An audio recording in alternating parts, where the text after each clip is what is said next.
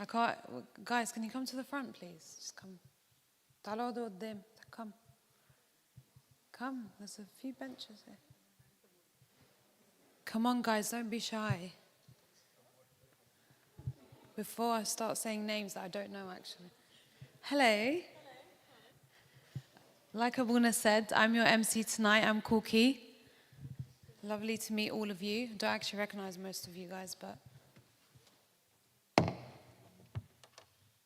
Okay, I had a look at the questions, briefly, and I realized that most of these questions are pre-wedding questions.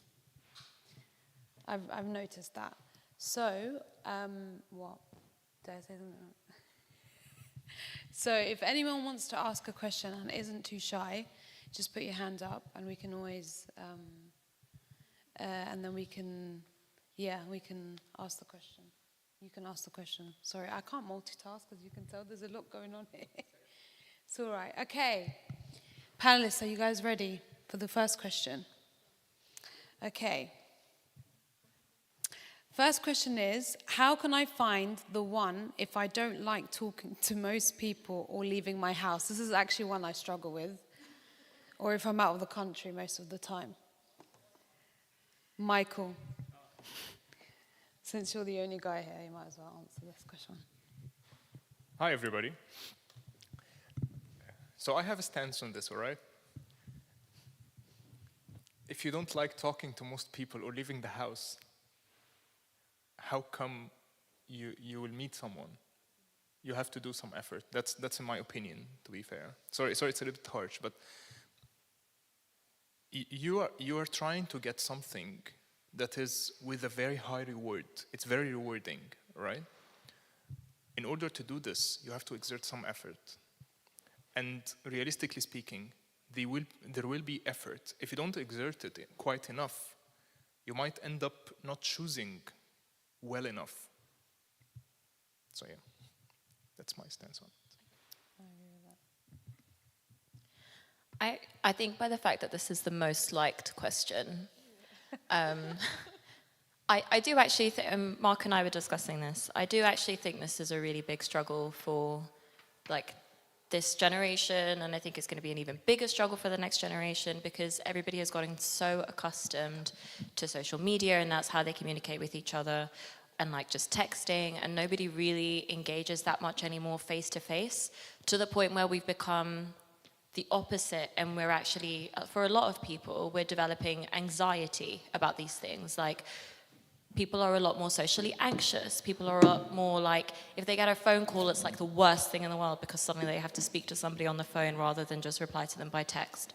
So I think it's a really valid question because I think it's obviously something that people are struggling with more and more, and we are becoming more isolated.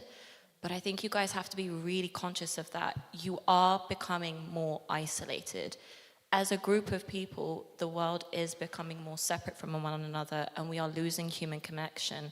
And you can see that like in friendships, in like family, sometimes family now just like text each other even if the other person is upstairs, they don't speak to each other. It's a real problem. So I think first of all, like have a think about why do you not like talking to people, and why do you not like leaving the house? Thank goodness.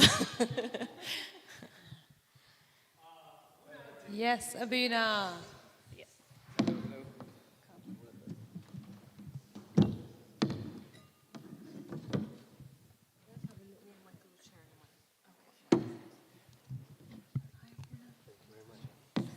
Sorry.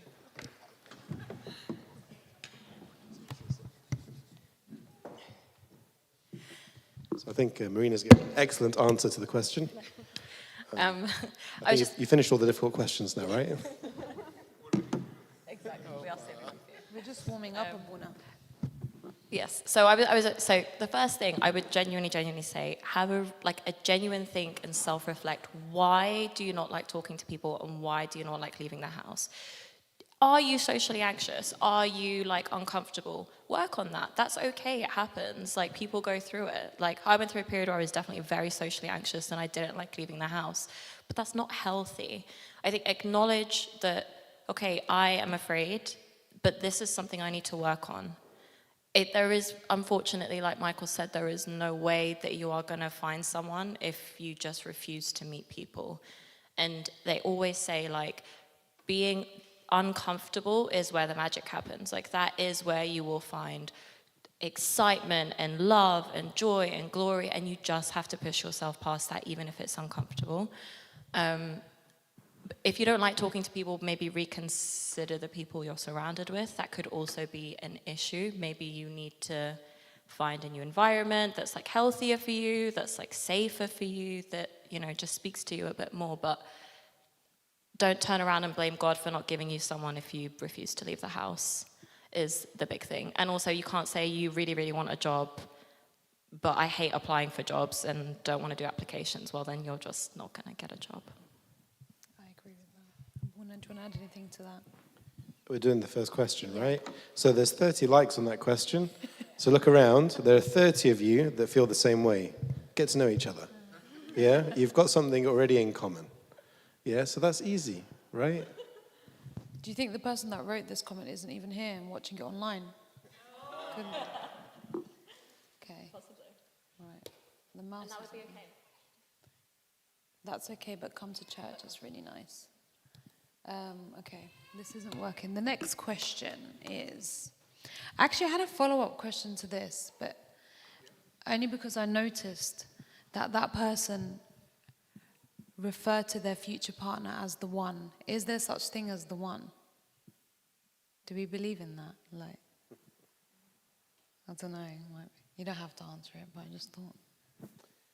As in, you don't know who the one is until you've married them, right? So there's like, I think before marriage, everybody's fair game. Mm-hmm. Yes, and they become the one after marriage. Yes. Okay, to become one, yes. So you can get to know people, and then the one that you feel comfortable with, you can explore that further. If it doesn't work out, no big deal. You haven't lost the one or missed out on the one or lost all chances of marriage. Get to know somebody else. And that person, when you marry them, will become the one. Okay. I've seen cases where people just lose hope because they thought they found the one and it didn't work out. Yeah, And that's not right. Yeah, I was going to say that, but I thought that's a different topic. But what if you don't have the one? What if you're not destined to have the one? I think it's... You mean you're not destined to get married? Yeah. I think that's one of the questions later, isn't it? Do you want to Yeah. do it now or later? Okay, we could do it now since... actually, it's the next question. What if God's intention for me is to remain single? How do I accept that with peace and purpose, rather than with fear or loneliness or feeling left out? I think we need to normalize this as well. It's a very valid question. Oh, okay. Can everyone hear me, yeah? Okay. Who wants to answer that one? Sarah. Or Marina, whichever. I think someone living with purpose would start thinking about what his calling is, what his purpose is, way before they start getting into a relationship. And living with purpose is something that overarches life in general, throughout all the seasons, throughout and marriage in and of itself is not the purpose of life. So the purpose is salvation. Mm-hmm. And so each person has has a different route to this one purpose. Mm-hmm. So one person, his route can be being single, and this is what God thinks this is the best way that this person will be saved. Another person being married but not having kids. So this is the best way for them to be saved. Another person is to be to live the monastic life. Another person is to get married and have kids, and this is where he'll find his salvation. So every person that God brings into my life, I'll help him in his way to God, and he'll help me in my way to God. So I think it's accepting the fact that each person's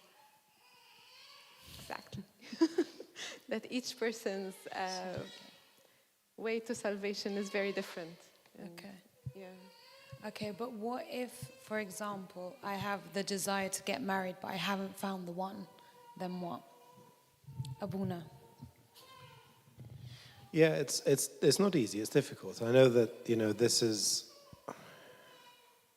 something that can affect a lot of people in the community.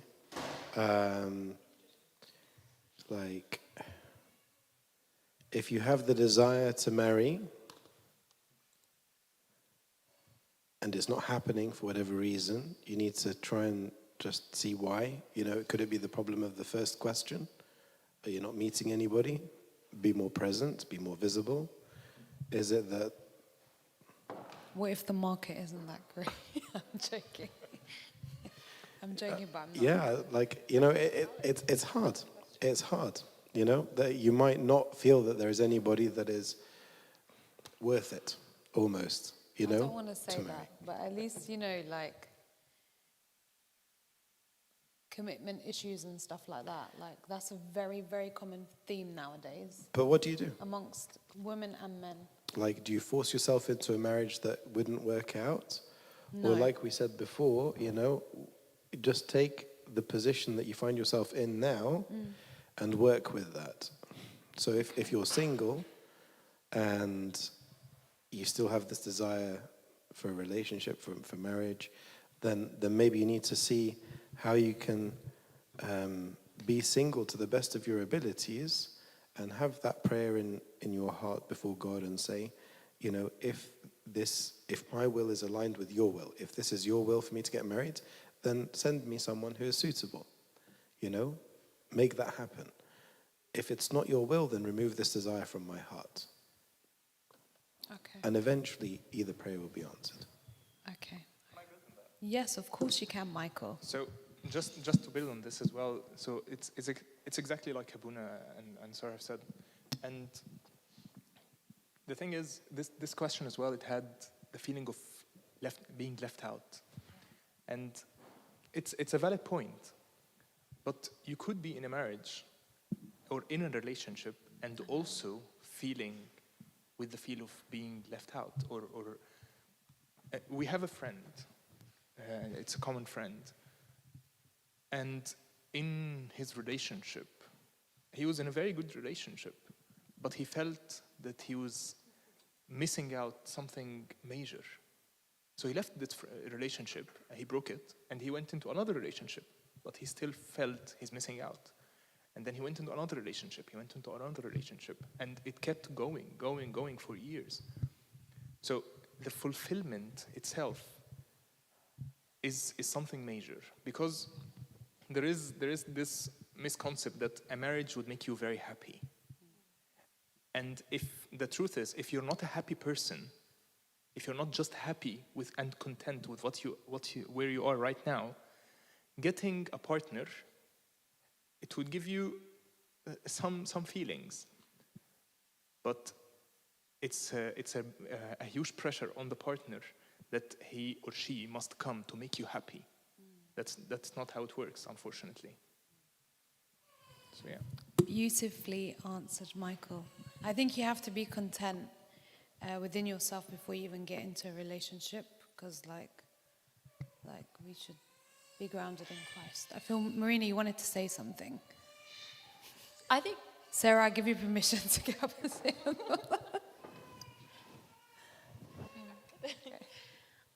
I think I was just going to say, this is weirdly something that I was fixated on before I married Mark. I had like some experiences when I was younger that meant I really didn't think that I wanted a relationship ever. I was just like, I don't want anything to do with men. I actually remember this. Yeah, Cookie has known me for a very long time. She really, really remembers this, I'm sure. I had wanted nothing to do with men. And this was like during like teen years. And then I eventually got to like young adulthood. And I was like, okay, maybe I feel this way. And I don't want a relationship because I'm afraid of a relationship. But actually I want one. But what if it's not for me? And I'm scared that I want something that God doesn't want for me. And so I really did have to make peace with God might want me to be single, and that's okay. Like, and I think I I don't think this is necessarily healthy, so feel free to step in. But guys, I promise you, if you just go into marriage for the sake of being married because you don't want to be left out and you just want to be with someone and you just want to like fit in or like, I don't know, like fit societal norms or whatever, you can end up so much more miserable than if you just like focused on yourself and did what like you needed to do as an individual. Just because you're married and you have someone, you might end up feeling so much like that feeling of feeling alone with somebody else is gut-wrenching. Like you can feel more alone in that situation than if you had just like stayed by yourself. So please don't, again, I think like what Michael said, like please don't think that marriage is first of all like the only way to be happy and like you will have somehow failed if you aren't married or anything like that. And I think for me that was like a way that I eventually made some peace with it. And actually I learned how to be happy as my own person. I became really involved in the church and I was serving a lot and I was meeting lots of people and I was having like loads of different experiences and my life was really full. And I actually think because I reached that stage of contentment, that helped me to be in a healthy place where I was then actually drawing a more healthy like vibe from the other person and eventually led me to Mark. Very beautifully said, Marina. I really like that. Look at that wisdom come through after marriage. The wisdom that come through after marriage. Okay, next question is, this one's a very interesting one. In a world where manipulation is common, how can you discern if a man is or woman is truly God-sent and not just acting well for a long time?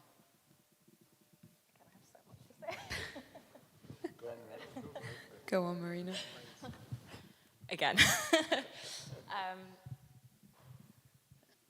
I think it's double-sided. I think I would always start on yourself. Like I said, I had like some experiences and I became very like distrusting of relationships and men and et cetera, et cetera. And unfortunately, I mean, I'm guessing this question is from a woman just because of the wording.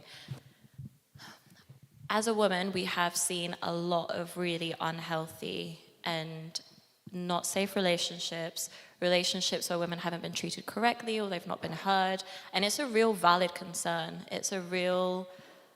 and I think for me that was for a really long time why I didn't feel that relationships were for me, because I think there was always for me this fear of, what if I think I know someone at marriage and I marry them and then actually they turn out to be not who I thought they were and I end up stuck in this like unhealthy situation. And I think that's genuine.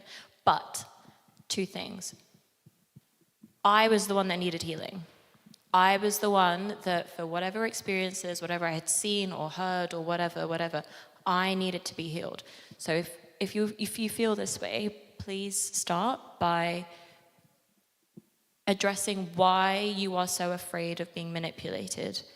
Do you need to get help? Do you need to address previous hurts or traumas or insecurities or whatever that are making you feel like I'm going to be in X situation and I'm super scared of this? You need to work on that, because that will not disappear. You might think, because otherwise you will just always have that fear and you will go into marriage and you will always be waiting for the other shoe to drop and you'll always be waiting for like, oh my God, they're going to suddenly switch on me or like whatever. That is not healthy and that's on you. The other thing is I really don't think it's possible, and again, people may have experienced different things. I think if you take your time and you get to know someone appropriately and for a sufficient period of time, I think it's very, very unlikely that they have deceived you that well for that long that you will not know who they are and suddenly they will switch on you.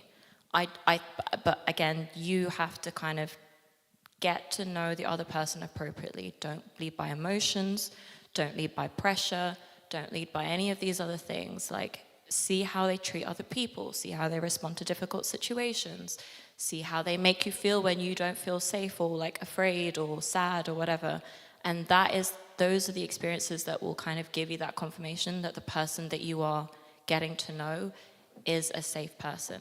And this does go for the other way as well, because women also can be manipulative. So men also please feel free to speak up and like address these issues and feel safe and feel like, you know, you're not weak or whatever just because you feel these things as well.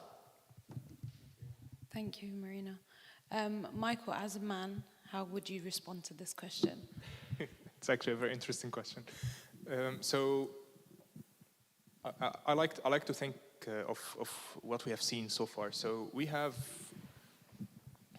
a couple of examples that Sarah and I know that they actually faced this getting into a marriage, and they actually got married to the guy or the girl.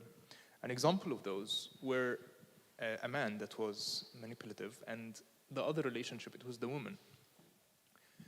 But the key point that they missed out on is that in the engagement period or in the dating period, there were actually red flags. But because of the emotions and because of the time that they have invested in it and the effort and getting into the desire to just get married and just enter into this covenant, which is a beautiful thing, but neglecting all those red flags in order just to accomplish a goal somehow. And I think it's exactly like Marina have said, to be fair. Put your mind into action with your emotions as well, but it's a life-changing decision. So if you don't take your time to do that and to think about it properly, it could be very, very, very difficult or not the right path. And I feel as well, like Marina have said, that if you get to know the person quite well and you take your time, they can't actually act that long. You will notice even just a slight something that's just pinching out in the conversations or in the interactions with other people, not just you, in the interactions with the waiter in the restaurant, in the interactions with a random guy on the street. You will notice it, but just be mindful and be open that you might be wrong or you might be right. Yeah. I agree with that. Okay. So next question is, I think I'm going to skip this one because I think it's a bit obvious that okay, we can ask the question, but okay. I want a godly traditional relationship, men as providers, women as homemakers without shame. In today's world, it feels rare. How do I hold to this?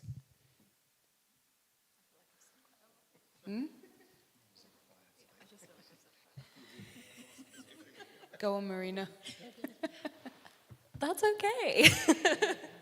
That's really up to you. As long as your partner also consents to this lifestyle and that you are both very clear about both of your desires for what you want that marriage to look like at the beginning, that's really up to you. And like, I think like these gender roles have become so politicized. I don't think it's anything to do with anybody else. Like, if you want to be a woman and not be at home and work hard and like do whatever and your husband supports you, great, that's incredible. But if you equally want to be somebody who's at home with your children and looks after them and raises them, equally good for you. That's literally the whole point of feminism. But it's nobody else's business. The only thing I would say is if you are thinking this and this is your desire, I would also just be like realistic and open to change and life situations, because on paper, this sounds incredible. And like, for a lot of women, actually, a lot of us would love the idea of staying at home and raising our children. But unfortunately, the world that we live in and like expenses and everything, sometimes that's just not possible. So be realistic for situations, and also don't make this the be-all and end-all, because you could start off as the husband is making a ton of money and able to support his family, wonderful. He could lose his job one day, and that is so unpredictable, and then what? Does your marriage break down because suddenly your roles have to be reversed and the woman suddenly has to like do something that's not homemakery or something? And equally the other way, if you're the woman and you want the man to be the one that goes out to provide, like, how are you guys going to adapt to the world and changing situations? Because you're never just going to be in like a stagnant position of perfection where one person makes loads of money and like can support the whole family. Like things could happen. Someone could fall ill, lose their job. Like you just don't know. So just don't make it like, if my marriage is not like this, then I don't want it, because that's wrong. Yeah, if it's feasible, then that's amazing, I think. Yeah. Okay, next question is, I'm going to read it out from my phone. Just before we move on, though, I think there's a theme coming through a lot of these questions, a lot of the answers and the responses, and we have to just pause and remind ourselves that marriage is a selfless act, an opportunity to serve the other person. Nothing about marriage is selfish, about what I can get out of marriage, how I can be fulfilled in marriage, how I can be pleased in marriage. So just that example that Marina was giving now about having flexibility, you can have that intention, there's nothing wrong with that, it's great. But having that flexibility that if the circumstances change or if the situation, arises that you can't continue that, then that's where the selflessness manifests itself in the relationship. That it's not about me, it's about you. My other half, and how I can serve you and how we can serve each other in a selfless way. So that's key to have in our minds as we go through these questions. Amazing. Thanks, Abuna. Okay, next question is, if a person had health issues that affect their life, how can they find someone who can understand and care for them like God does? I think that also just goes back to what Abuna was saying, but if anyone has anything to add to this question. Yeah. If a person had health issues that affect their life, how can they find someone who can understand and care for them like God does? It's difficult. I'm just not sure about the how bit. Yeah. Yeah, it's the how. Like, how do you, like, where do you look? Like, yeah. If anyone knows, just let me know, yeah. I'm joking. No, I think it's a wonderful question, and to be fair, it's one of the most asked questions in like marriage courses and pre-marriage courses, and so. But I think it depends, to be fair, on the health issue itself, realistically. So there needs to be a discussion somehow, and there needs to be a discussion with the father of confession as well to discuss with them. I have this issue. Is it critical, or is it something that in the marriage it won't affect the marriage's health? So I think it depends on the issue. Some of the issues you need to be open about it in a certain point in the relationship, not as a starting of the conversation. Hey, by the way, I have this. No, we don't do that. But you get to know the person, and after a level of knowing the person and knowing actually how the person reacts and how the person takes situations and problems, how he generally or she generally deals with the problems. So you get into a good opportunity and you lay it out there and say, I have this issue. And you would be willing to accept how this person reacts. But I think it depends on the issue. So this is a very specific question. So I think this question itself, it needs proper discussion. So my advice, go to your father of confession, Abuna Anthony, Abuna David, or if you have another father of confession, and speak specifically about this issue and ask for their guidance somehow. Amazing. Thank you, Michael.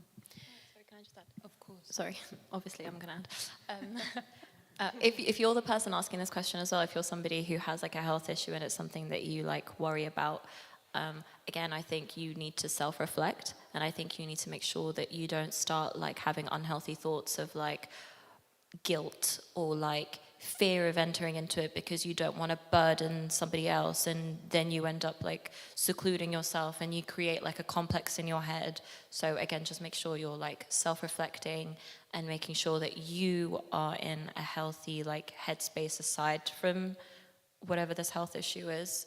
Otherwise, because again, even if the other person knows it, you will always have a complex, and that separately could cause issues. Amazing. Thank you, Marina. Next question is, how do you discern challenges that should result in ending the relationship versus ones that can be worked through? I think this one's a really good one. Go on, Sarah. Sarah. I don't think there are challenges that are not figure outable. So as long, so the person is not the problem. The problem is the problem, and that's different from the person. So whenever we have conflict, we stand side by side and we look together towards the challenge, towards the problem, but we don't put the challenge in between us. So that's one thing. And I feel also this question, the answer to this question can be very different in a dating context versus in a marriage context. So in a dating context, you're still trying to know the person, you're still trying to think, what is something that is a deal breaker for me? What's something that I'm happy to work with? I'm happy to be with that person if this thing doesn't change. But as long as both of you have this mindset of we'll figure everything out, we'll work together towards solving this challenge. If both of you have this mindset, then everything is figure outable. Everything, you can work through everything. And it's never the person is not the problem is the problem. Yes, I totally agree with that. Abuna, do you have anything to add to that? Get a second opinion. Like, it's always good to ask your father of confession or someone that you trust, just to make sure that you're not infatuated with love and you're not seeing things clearly. I think it was mentioned before that, people can just overlook red flags in order to proceed with a relationship that really shouldn't go ahead. So the thing is, you will know already before you enter a relationship what your deal breakers are. The question is, are you willing to stick to those or compromise when you're in a relationship? And the answer is you shouldn't compromise. You should stick to those if you've decided that they are deal breakers. To be honest with you, there aren't that many deal breakers that you'll be discovering in a relationship that you couldn't have otherwise observed before you start the relationship. So if you get to know someone before you start an exclusive relationship with them as a friend for a period of time, if the situation allows that, you should have a very good idea whether there are going to be deal breakers involved or if you're compatible, as it were, in order to proceed to the dating phase. Thank you, Abuna. Okay, next question is, does lust exist in marriage? Is all carnal desire towards your partner considered okay after marriage? Where is the line between passion and lust in marriage? Now it's getting a bit saucy, isn't it? Absolutely, you can lust after your spouse in marriage. And yes, absolutely, that is a sin. Okay. Like we said before, marriage is a selfless sacrifice for the other person. So when you think about sexual gratification, it's not about how I can be gratified, it is how I can gratify my partner. And so a successful sexual relationship within marriage is when both partners are thinking about the other person at all times, not themselves. Again, it is selfless rather than selfish. And as soon as there is selfishness within a marriage, then that is lust. And that is harmful. Okay. Go on, Michael. I'll just build on what Abuna have said as well, and that is 100% correct. I think as well in the world that we live in, there are so many addictions, all right? And one of those addictions is pornography. And for that, I think it's somehow, there is a misconcept as well, that if, like the one that we spoke about, if you're unhappy, the marriage itself will be very happy space for you. And some people would think that if you have this problem, or if you're addicted to pornography, for example, getting into a marriage will solve all your issues. It doesn't. We've seen so many examples on that. And if you're not fighting this war by yourself, getting into a marriage won't fight it for you. So this is an addiction that you have to work on by yourself with Christ to fight privately, best before getting married, but getting into the marriage itself and assuming that it will all be solved for you, that's wrong. And that's actually very harmful to the marriage and very like putting very much pressure on the partner as well. Think about the partner at all times. Like Abuna have said, you're going into the marriage not to take, but to give. So always this mindset, you're going into the marriage to give. Amazing. Okay, next question is, isn't it dishonest to not share our past with our partner? What if I meet someone unaware that my partner has been intimate with them? I find it really... Okay, monkey.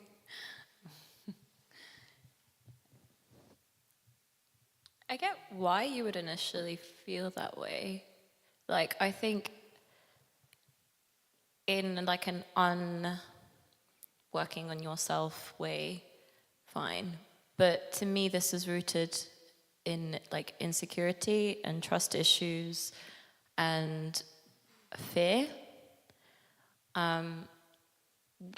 What is going to be the consequence of you finding out who your partner has had relationships with before? Like, are you going to feel better every time you see that person, or are you just constantly going to be like freaking out or overanalyzing their interactions, or just feeling rubbish or feeling insecure or going over the details in your head? There is no benefit to that. But again, I think this is like situational, right? You have to, before you marry somebody, the person that you're dating, you need to make sure that that is someone that you trust.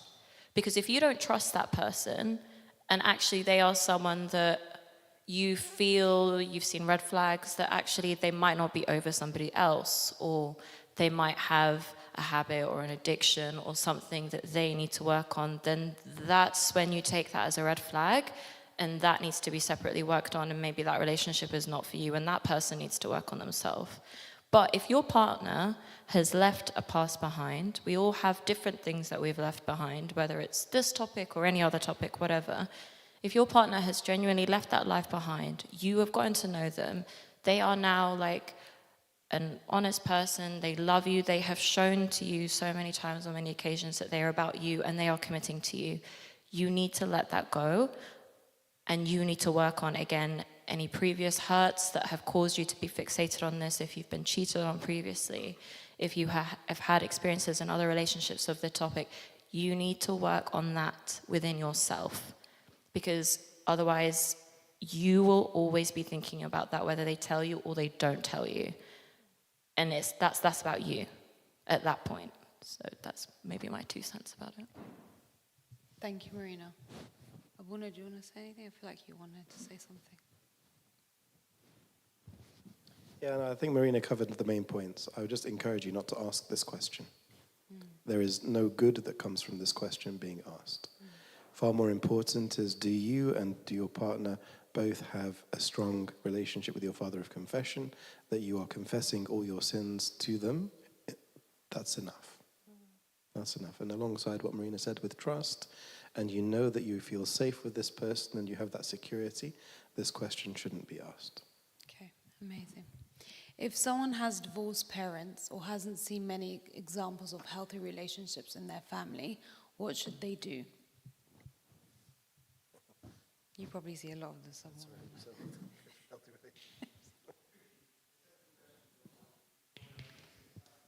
If someone avoids emotional closeness. Before it? What was it? No. This one, this year. Okay, let's mash up the questions. If someone avoids emotional closeness in other relationships, example, family and friends, how can that affect their ability to form a commitment to marriage? I think they're slightly different questions, though.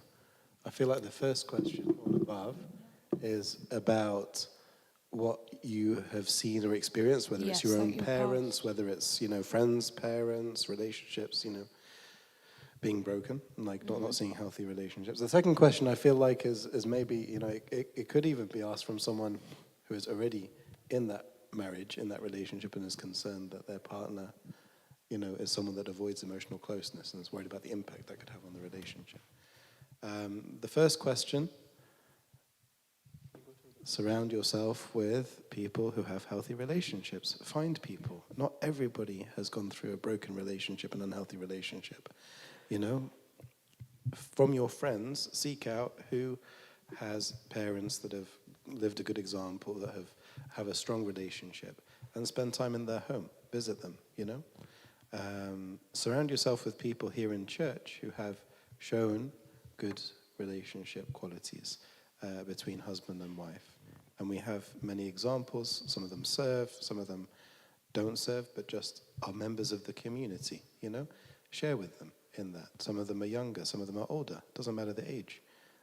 There is, you know, advice and support to be gained from both younger and older couples, and a lot of wisdom and experience, particularly from older couples. So seek them out. Seek them out and learn from them. I would also add, if you're on the other side and you are a person and your partner is maybe experienced this, I think especially in early stages of dating, parents and friends and whatever like to be like, oh, like what's their family like? Do they come from a good family? And there's like sometimes this like background judgmental vibe, not always, but it has been a part of the culture for a little bit. I think we're coming out of it now. Please don't write somebody off just because they haven't had the most traditional upbringing.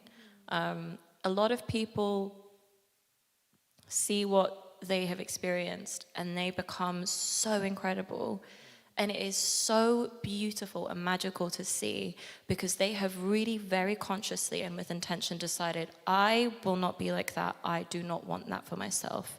And you see it in parents as well. Like some parents have been neglected by their parents or weren't shown a lot of love and affection, and they decide, I am not going to be like that for my child. And they become the most loving, attentive, supportive parents because they just rebuke everything that they've experienced and they go the other way. So on the flip side of this question, just please don't immediately write someone off just because it sounds bad or whatever. If there's actually genuinely problems there and that person is still carrying hurt, or they're like they haven't healed, or their family is actually very problematic for you and your life and your family for like real reasons, that's a separate topic. But don't just, you know, write someone off. I agree with that. I'll add a practical point to that because this is very important as well. One thing that we did, and it was very helpful for us, is when we started dating, we looked around in church, and we saw these couples in church that were really living a godly marriage, and there were like radiance around them somehow. And we chose someone. We talked about it several times, and we chose a couple, and those couple they became our counselors, moving on from dating from day one. Even, right? From day one until marriage. And we would go to them once a month to talk about our relationship somehow and the problems that we're facing, the difference in opinions. And it has been very helpful for us. So it's a practical point. Maybe it could help someone as well. Search for a couple that you trust, or just a counselor that you trust, or your father of confession, and talk. Don't be in this alone, because it's a learning curve. Think about it as a project. So some of us have passed through this project and know how it works somehow.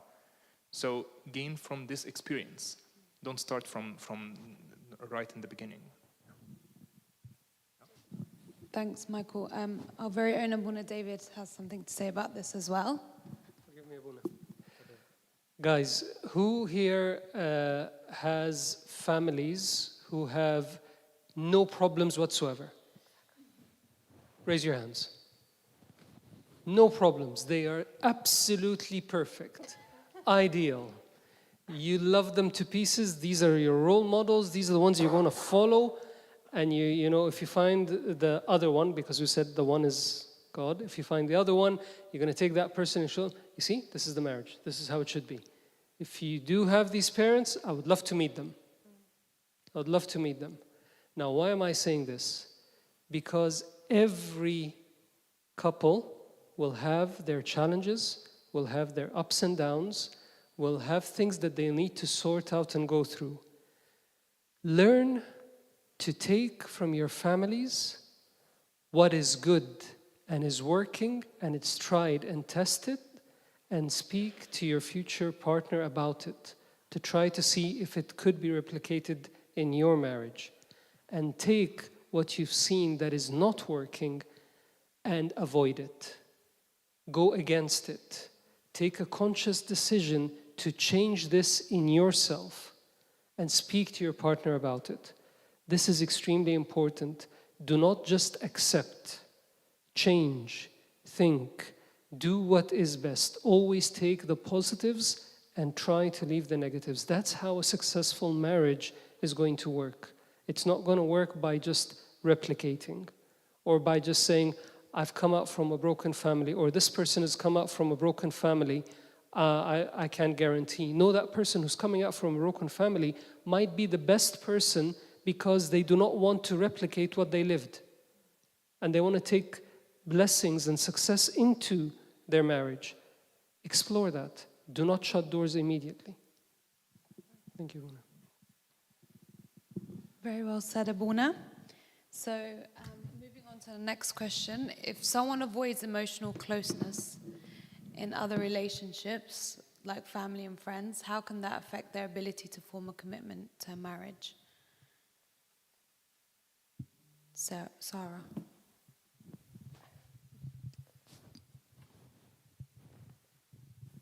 It will affect their ability to form close relationships. And I think the whole purpose of marriage is to bring up these things that we need to work on. So this is obviously something that this person would have to work on. And marriage would be a really good context for them to work on this, because marriage is, because every one of us has stuff to work on. But we haven't been in a close enough relationship for these things to bubble up to the surface, to be exposed. So I think this issue in particular, if someone is having trouble having close connections and meaningful relationships with others, this would really, marriage would be a great opportunity for him to work on this. Because this is the closest relationship you'll ever be in. It's not a parental relationship, it's not a friendship relationship. Because of the nature of this relationship and because of how close the two will become, a lot of things will have to be worked on. And this is why some marriages are unhappy, because the purpose of marriage is that things bubble up to the surface and then you have to work on them. And once you resist working on them, then the marriage becomes unhappy. Okay.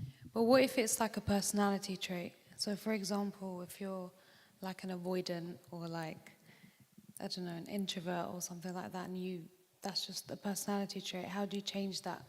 Should you make a conscious decision to change this, or are people expected to just accept you as you are, and that's just...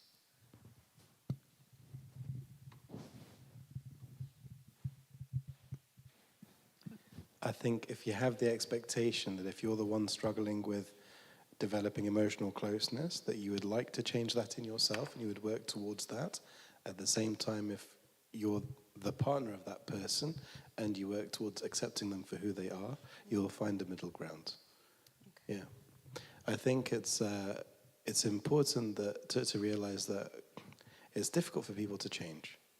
And so again, if there's a willingness and an openness to do that, but an acceptance that people won't necessarily change according to our own expectations, but there's a willingness there and there's an openness there, then that can be worked with quite well. but it will affect. It will have an impact on the relationship for sure.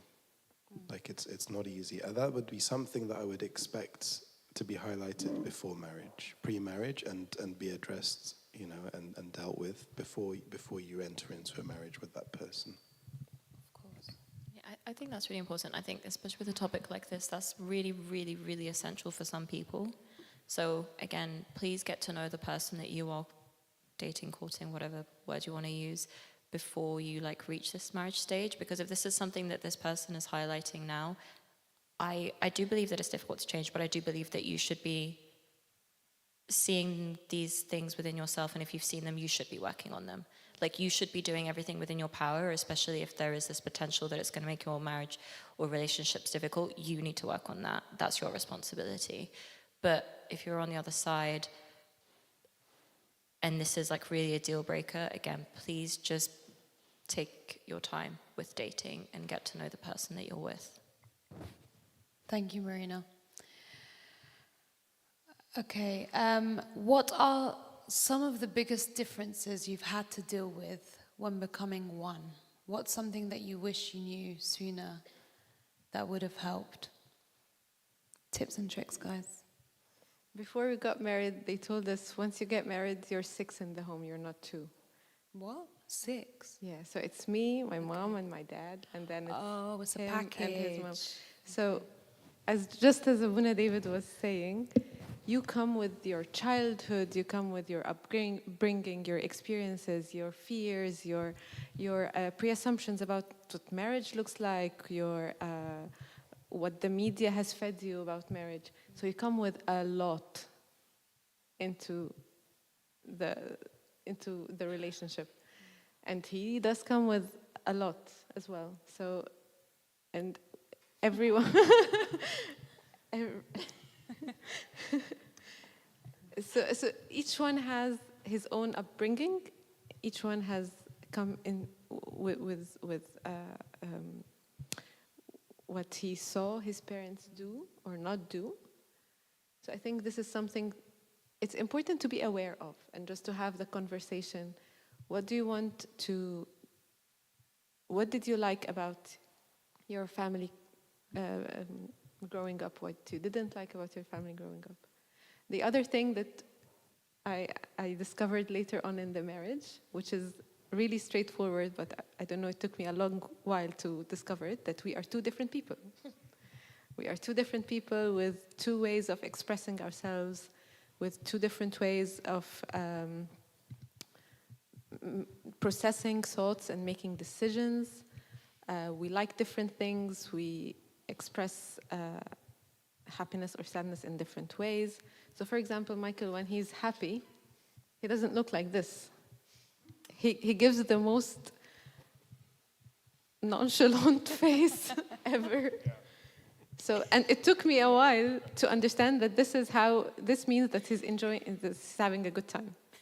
And I'd be like, why does your face look like this? I remember we were paragliding, and Sarah was very happy, and she was shouting in the sky, and I was just looking. Taking it all in. And it took a while. So yeah, we're 2 different people. Yeah, I'll just add for myself. I think in marriage, the thing that would have been that I wish I had known sooner is that a marriage requires so much flexibility, right? And in order for this actually to work out, like Cookie was just saying, if this is basically how it is, and I'm just like that, getting into the marriage and expecting that the other person would solve it for you or adapt to you, this is not how it works out, unfortunately. You have to be flexible in order for your marriage or your relationship to work out. And you have to consider as well, if you go into the marriage to take, there will be none to take from. You have to go into the marriage to give. And when the 2 people go into a relationship to give to like the uttermost that they can, this marriage or this relationship will be very successful. But it requires some compromises. And those compromises are so worth it, because you're trying to achieve something that is so worth it as well. Love that. Just on a very practical note, like I wish somebody would tell me that even the smallest things will really annoy me, and then at least I would have been prepared for that. You know, little bugbears, and therefore on that point of flexibility and sacrifice, sometimes we have to just completely sacrifice what annoys us and say, I'm going to not be annoyed by this anymore, and that's it. And also, people snore. I was just going to That's a actually big ask one. that question. I Yes. think that's a deal breaker. I think for me if you on asked my those. wife, she would have said, I wish somebody told her that I snore. Marina, do you have any? I feel like you're. No, I'm actually good on this one. Okay. Okay. This is an interesting one. If we are aligned with God's will, is there a need to date multiple people to find the one, or does God provide the one if marriage is our calling? So if our will, like if we're aligned with God's will, like, do we keep dating, or do we just trust that God will just find that one person for us? I don't understand the question. Like, obviously not at the same time, right? You'd be So surprised. if you're in a relationship and it results in marriage, don't keep looking. You found the one. If it hasn't worked out, then of course date somebody else.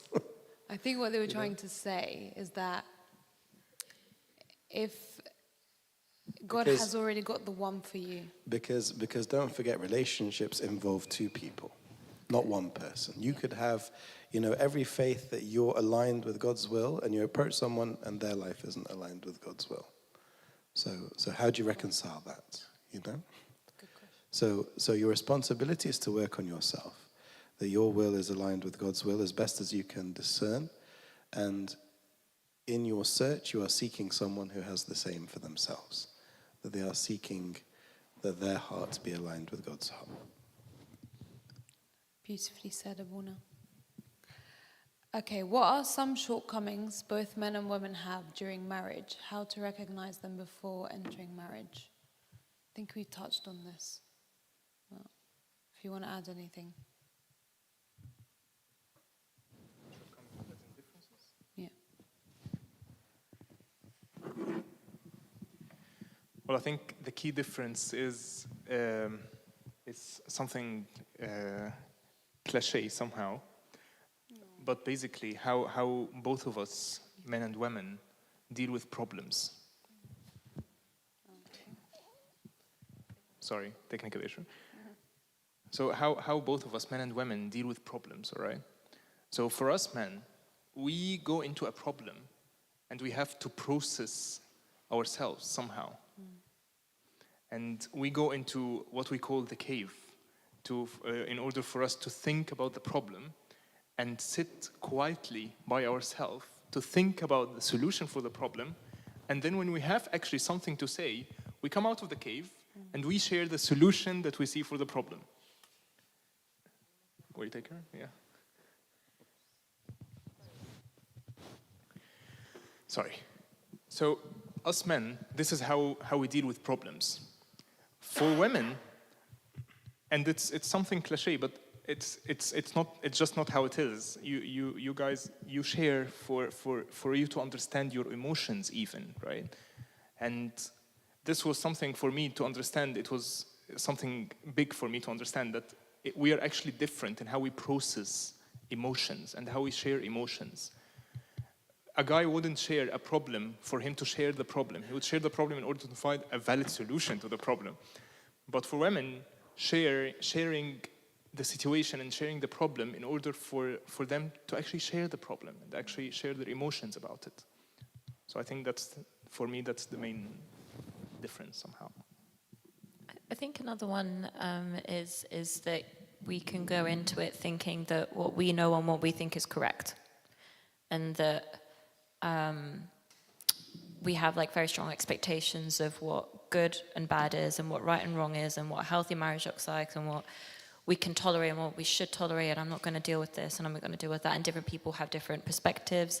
And if you don't, I think, have some like really important conversations before marriage, and I think this is where the church's pre-marriage course is really great, because it touches on a lot of like big subjects like what are your expectations towards dealing with money? What are your expectations towards, you know, like families and, you know, boundaries and things like that? Like, I think you need to have some big conversations, not early in your relationship. I think there's a level of intimacy that you like, intimacy in terms of like you've really gotten to know that person well, and like, you know, like you think this is very serious and this is not just like dating and getting to know someone casually. Like, you need to start having bigger conversations so that you are both aligned. Because I think where we see a lot of problems is where people get swept up in the moment in the relationship, and they get married, and suddenly they realize that their husband likes to control all the money, and they're like disagreeing on how things should be managed and dealt with, and now people are frustrated and they don't know how to handle the situation without the pressure of being married and living together and having to go through everything together. So just, I think, always make sure that before marriage you both stand for the same things, you know what the other person expects, and yeah. I'm not sure if this directly answers that question, but something that came to my mind just now during the discussion is also how involved your parents or your in-laws are in your relationship. That could have a real impact, and that could be a shortcoming, most likely will be a shortcoming, in that once you are married, then you are joined to each other. I get that, you know, we've mentioned before, it comes a package and the two families intermarry and so on and so forth. I'm not so sold on that idea. I think you are committed wholeheartedly to your spouse, to your husband, to your wife, and parents and in-laws have a great role in supporting you and helping, but, you know, especially if there are any issues, disagreements, arguments between husband and wife, that should be kept to be only between husband and wife. Don't involve parents or in-laws, because it's unlikely that will have a positive impact. Sorry, that I just want to add that is actually so essential. And even outside of marriage, if you are again seriously dating somebody, please don't run to your parents and complain about that person, because your parent will not forget what you have said about your partner. And then you might decide, actually, you guys have worked through this problem and you're now okay and you know what the solution is going forward. That parent will not forget. And that will follow you into marriage. And that could cause some problems down the line. And it's such a big mistake. Yeah. That goes into the next question. What are the benefits of a spiritual guide in a relationship? If you can't tell your parents, is it beneficial to have a spiritual guide? Yes? For me, spiritual guides are like essential, like mandatory. I think the very mandatory aspect of it is you need to have a spiritual person, a spiritual guide / father of confession, and a strong relationship with them for yourself. Marriage is selfless, and marriage is about you focusing on what you can do for your other partner. You need to be the best person that you can be so that you can be there for your partner appropriately. And if you are both working on that relationship with genuine commitment, genuine dedication, genuine desire to, I want to be the best person I can be for my salvation first and foremost, because that's what a father of confession is ultimately there for. They're not like just marriage counselors or therapists. They are fathers of confession. If you are both working towards that, then you are both heading in the right direction and you will be able to work through problems together. I think the advice that we've been given and everybody is given, and I'm sure Abuna will touch on this, is you shouldn't just, once you're married, you shouldn't be running to your father of confession or spiritual guide for all your problems, because you are now one. And as the one, you guys need to be working through your issues together. You need to be communicating. You need to be figuring things out for yourself. He can't, for example, just annoy you with something and you run into say like, oh, Buna, like he's X, Y, Z, and I'm so sick of him and la la la, which happens like a lot. But that is not going to help you. You need to take it with the person who is doing that, and you need to express it to them, and you need to communicate, and you need to both have a desire to fix things. If there are things that are genuinely, you have tried to communicate, you have tried to work through, and you are just not getting there, that's okay, these things happen. At that point, my view is to get external help and guidance. But I just wanted to add to Well, I'll ask another question. Does a spiritual guide have to be an abuna, like a priest, or can it be a Christian counselor or a therapist, or is that a bit? Yeah, no, like Michael and Sarah already said, they had spiritual guides for their relationship, you know, from the moment they were together. That wasn't an abuna, it was an older couple. And they would take their advice and their guidance and their counsel. So you don't, your spiritual guide does not have to be your priest. Your father of confession is your father of confession. Like Marina said, you confess and you receive the absolution, and that is a sacrament. You can choose to have spiritual guidance through your father of confession. I hear that Abuna David comes very highly recommended. So if anybody would like some spiritual guidance from Abuna David, feel free. But it does not have to be your father of confession. It can be someone, a servant of the church, someone that you trust, someone that has a wealth of experience and wisdom to share with you and to guide you. Just on a side note, do not change your spiritual guides every week or every month, depending on what answer you would like. You know, choose a spiritual guide that you trust, and then trust them, and meet with them on a regular basis, and follow through with what they advise you to do, and you know, go through the ups and downs with them, so that you can grow spiritually. It's not about, you know, shopping for the most convenient or the most friendly spiritual guide. Amazing. I think we touched on this earlier, so I'll ask this question before the one above it. How do you navigate family differences in perspectives, disagreements in a relationship, and how to deal with any family pressure?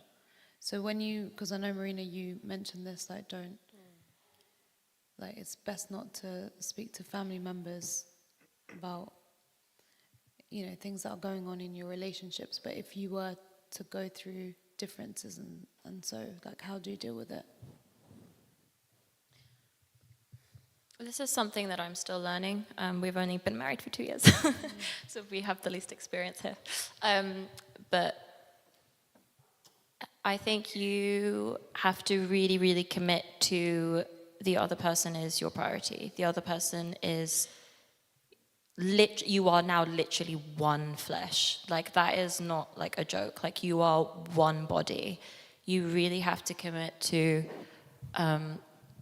you are my priority. Like, this house, this family that we are building, this is what we are protecting and we are looking after. And sometimes that can mean that firmer boundaries with families need to be implemented and discussions need to be had. But that is always for your partner to speak to their own family. Don't you suddenly run off and tell his dad, I don't like the way you do X or whatever. That's really messy and silly, and very damaging to the relationship. But it can be tough. I guess I'm definitely going to defer to the other guys here, but my thing is just always prioritize each other and focus on how you can make the other person happy. And also we are expected to compromise and we are expected to be selfless, but there are some things that maybe are not acceptable and do cross the line, and you need to have those discussions and also protect yourself to a certain extent. But that's like really, really difficult. Is it wise to put boundaries with family and friends? Don't know. Yeah? Yeah, okay. Michael, Sarah, do you guys have anything to add to this? I think when dating, you have to be very wise about what you share with your parents, as Marina was saying. You have to be very particular about how you phrase certain things. But I also want to highlight that our parents,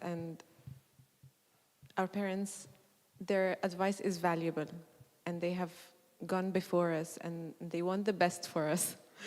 And it's good to seek their advice.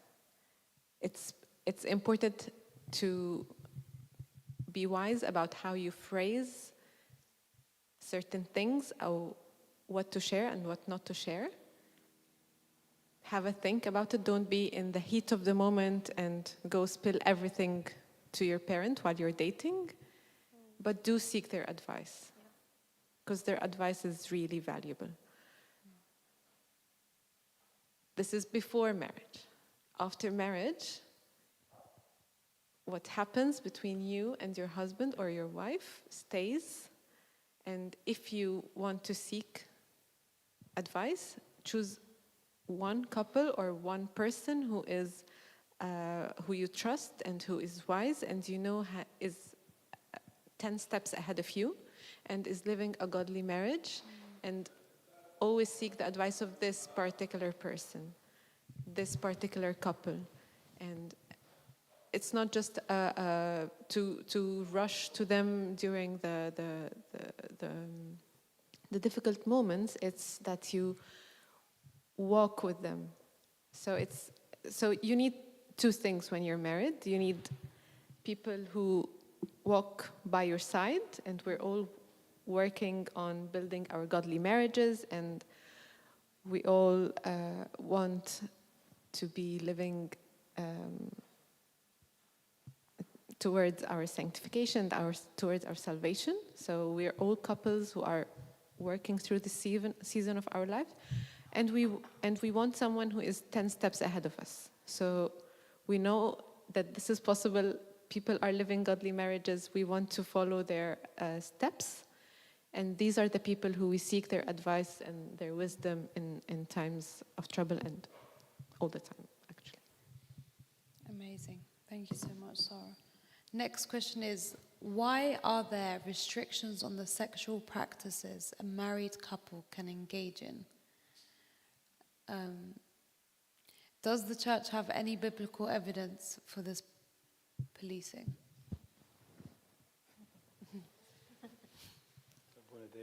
Policy. I misread that.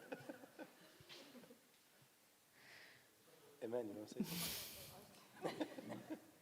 I'll skip that one. Okay, let's skip it then. I mean, just as a general rule of thumb, it's about being selfless, and it's about, when, particularly with sexual gratification, it is about that being mutual and not one-sided. That if you apply that generally, then your relationship, your marriage will be successful and enjoyed. Okay, that was a nice answer.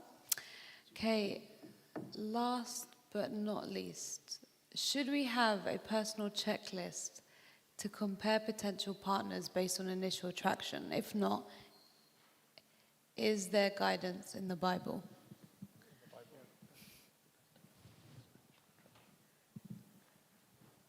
Well, I am in favor of a list, all right? And this is a personal thing. But what list are we speaking of? Because you can have a list, oh, as a guy, I want to marry this girl that looks so-and-so, and she does so-and-so. And as a girl, you would be looking to a guy, I want to marry a guy that has this, or has done this, or looks like this, or whatever. So what list, or some of the times, not actually what you want. You want something, but it's not suitable for you. Example, someone who doesn't like to travel at all, but you're looking for someone to travel the world with. But you yourself, Habibi, you don't like to travel. So choosing wisely, not exactly a list as a checklist, but just having the mentality to actually discern, is this something suitable for me, or this is just something that I want in the partner? I don't do lists.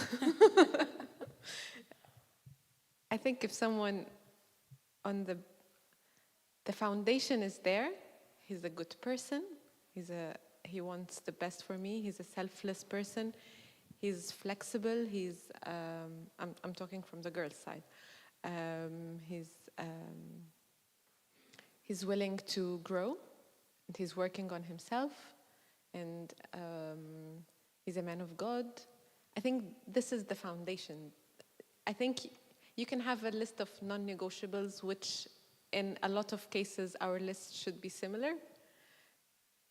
Of these are the things that if they're not there, the marriage will not work. It's a list of someone who would survive a marriage. So he or she, we have to be selfless. We want the same thing, so we both have our eyes on the kingdom. We both have our eyes fixated on God. If we're both looking in different directions, this will not work. If we're not flexible, this will not work. If we're not teachable, this will not work. If we're not willing to lay down our lives for each other, if the woman is not ready to submit to the husband, if the husband is not ready to lay down his life for the wife, this will not work. I think this is the list that we should be searching for. Personal preferences and character traits, these are things that you can work around.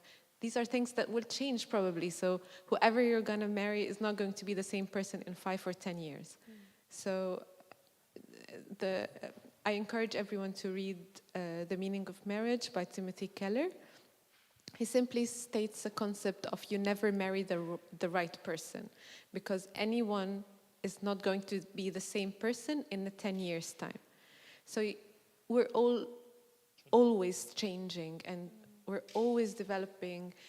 Life is not static. Life is very dynamic. Hard days will come. Difficult situations will come. And you need someone who will hold on tight and be willing to stay through the hard seasons.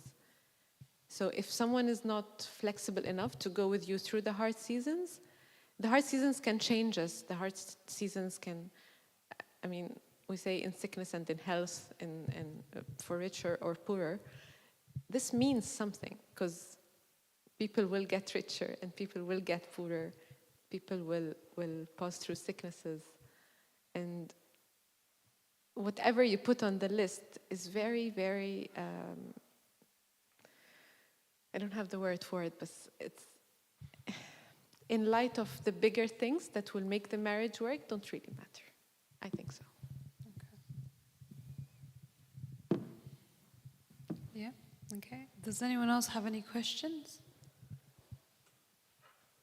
No burning questions? Oh, yeah, okay.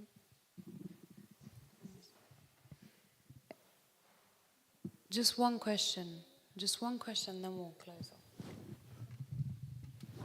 I just want to make sure people are actually here. Here you go. What does love mean to you now in comparison to when you first got married? Sorry, could you repeat it? What does love mean to you now in comparison to when you first got married?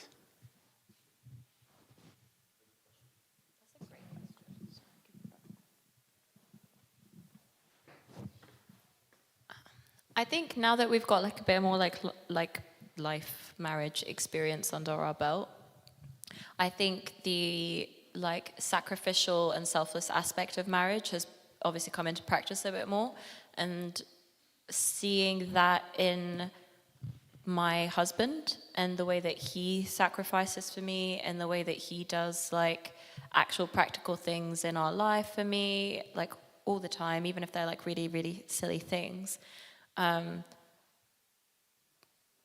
definitely made me appreciate what like godly like love and relationships and marriage actually are in practice.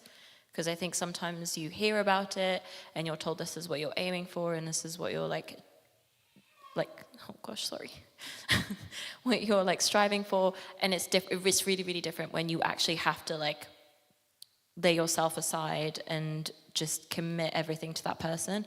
And I think it's made me realize what love is like, I don't love my partner if I'm not prepared to not be selfish and not just worry about like these little things that annoy me, and actually like my partner is this whole wonderful, like complicated, nuanced, different human being than what I am.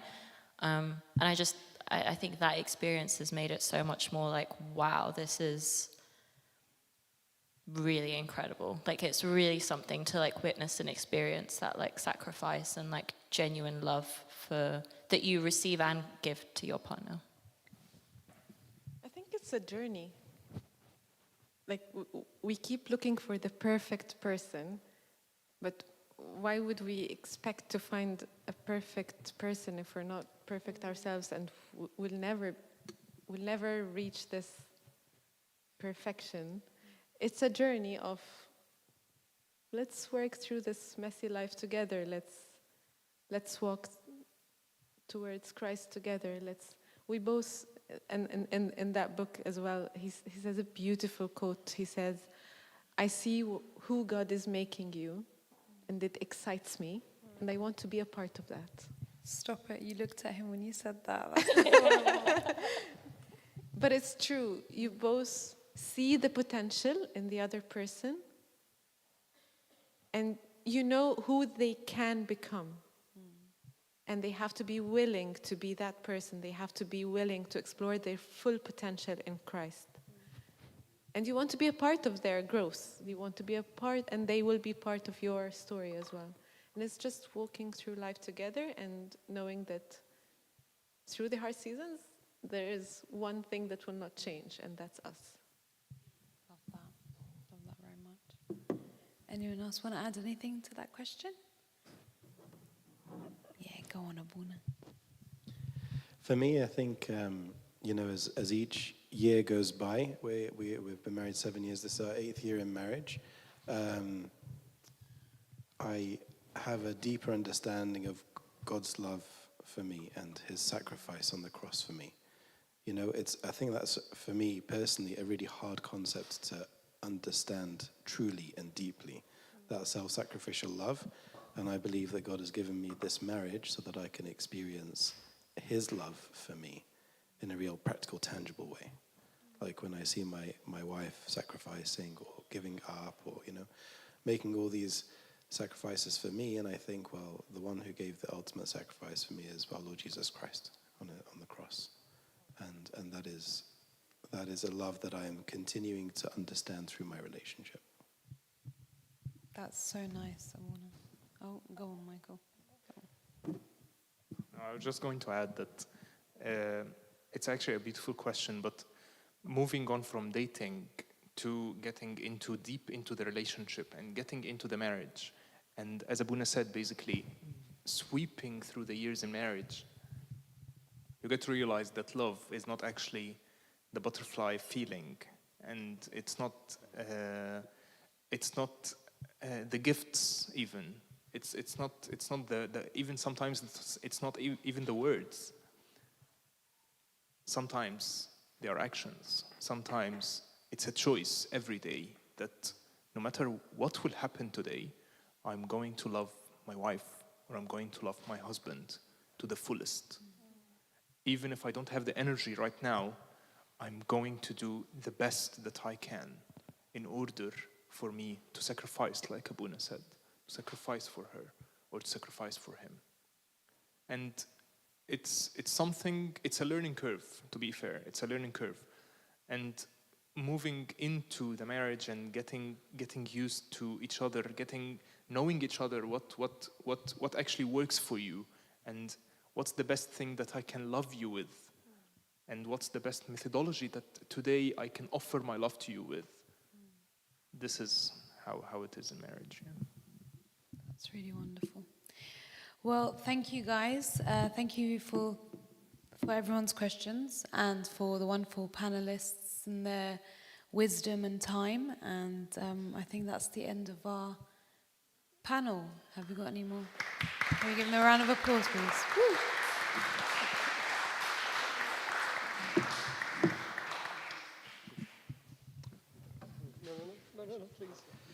Can we also have a round of applause for our MC, who just came this morning, actually, landed and into it. So thank you so much. Thank you, Abuna, for sparing the time, and for our panelists, Marina, Michael, Sarah, and Gracie, their daughter. So quickly, I just wanted to... So quickly, I want to touch on 3 things as we're ending the series.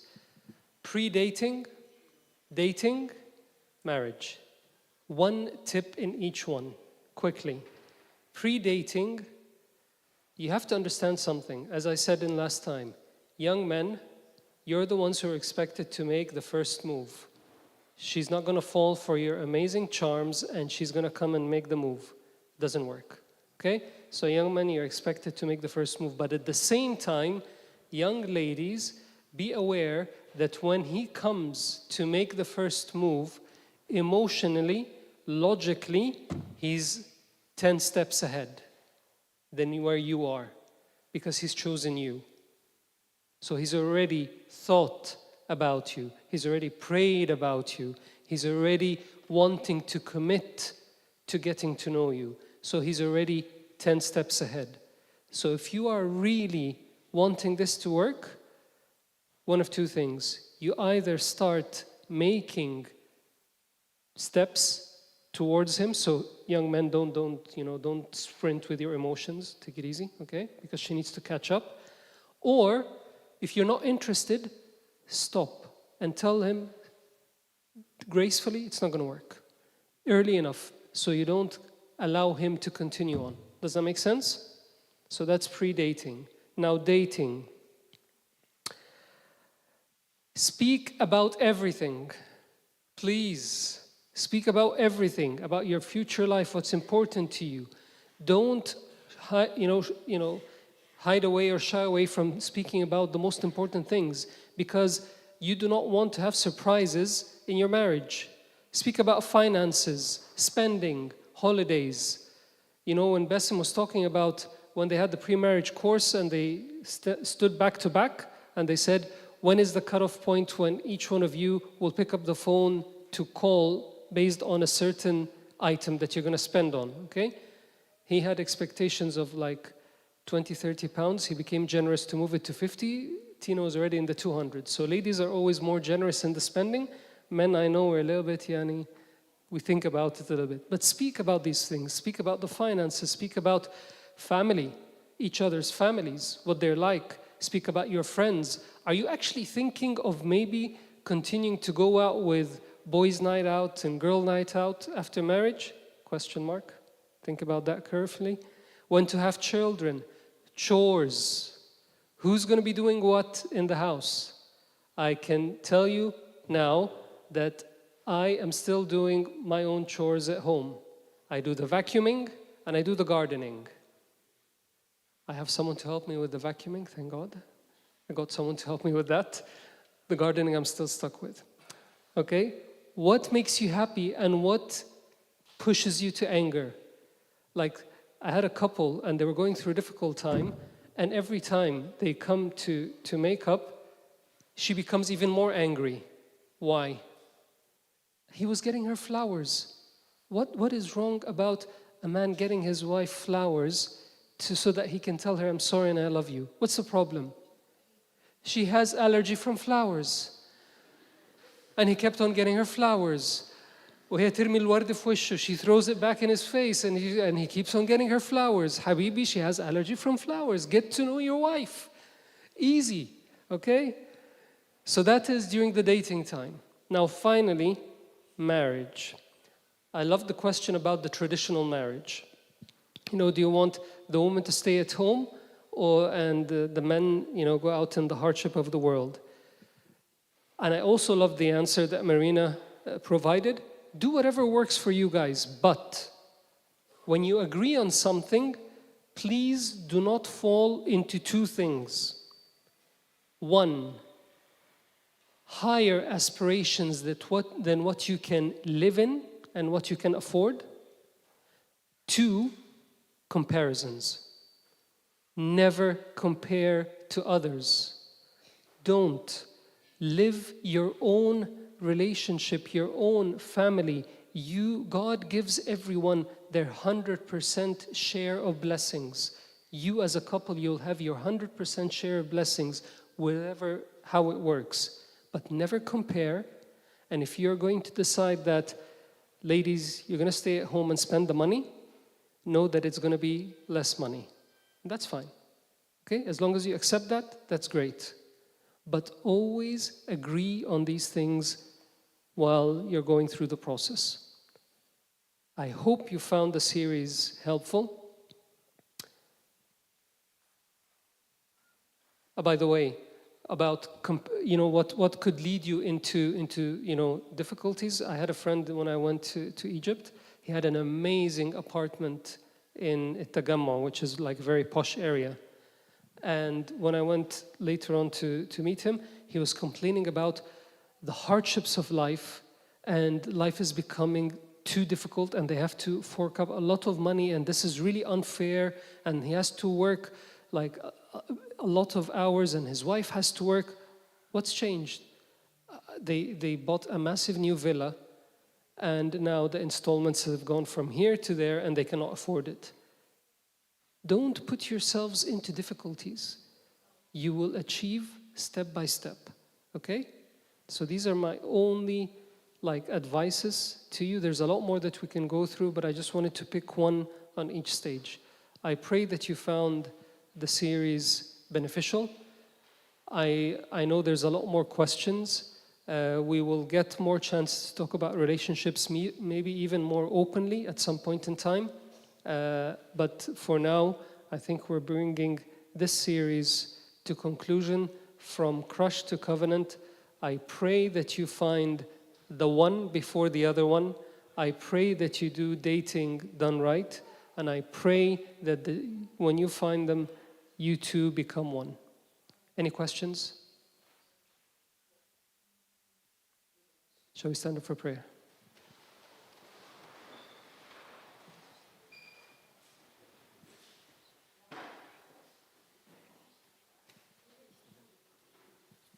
In the name of Father, Son, and Holy Spirit, one God, amen.